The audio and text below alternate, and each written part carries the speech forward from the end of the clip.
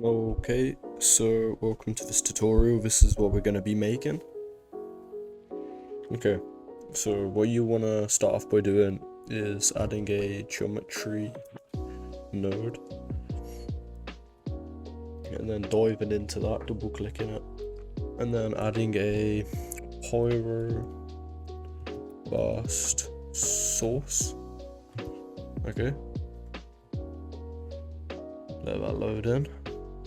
Yeah, so set up my menu like this so you can just see what I'm doing better. So go to trailings, number of trailings, change that to 26, and then trailing length to 15, and then add a circle, so type tab circle. Change the orientation to the ZX plane. Change the X radius to 1.8. You can highlight it if you want, so it looks like that. Then add a scatter node and change the points, the number of points, to say 12. And then once you've done this, connect it to the Pyro burst source, and then there should be like an explosion on each and every point. Actually, sorry, click this button here, real time toggle, so it works in real time. But now there's an explosion happening on every single point we have on the scatter node, which is 12. Go back to the scatter node, and relax iterations, change it to 0, and then this global seed here, you can change it for like a different explosion effect, just to let you know. If you go to the Pyro burst source and on the burst animation tab, click the dice here to the right of the start frame, and that will create an attribute adjust for float, and change the range length to 10. Go to the Pyro burst source now, change the frame duration to 9, and change the size of the explosion on burst shape tab to 2.2. Still on that Pyro burst source node.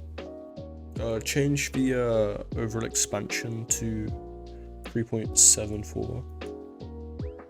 On the same node, go to burst components and add a source, create a source, divergence, scroll down, go to output attributes, add velocity noise, change the amplitude to 1.15, say, and then the size to 0.133.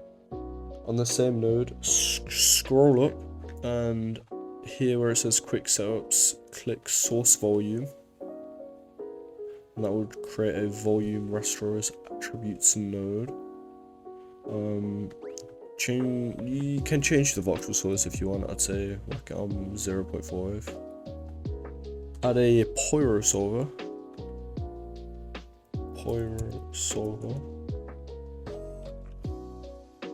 Now it's gonna calculate,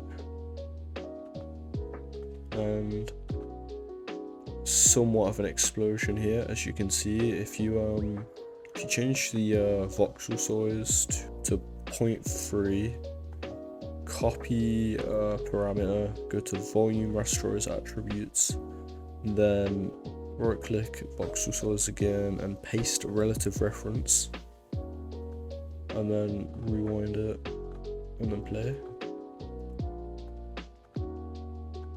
Again, somewhat of an explosion, we just need a bit more smoke on it. On Pyro solver, on the source tab, add a source, and go to source volume, divergence, and then divergence again, and change the source scale to like 5. Go to shape tab on the same node, add flame expansion, click down, add flame range on the x.1. Also on the fields tab, dissipation, I think this is the one that affects the smoke, add 2 zeros and then a 1, and then yeah, that should be it. Yeah, so that's just like a simple explosion effect. I hope you enjoyed. Thank you for watching.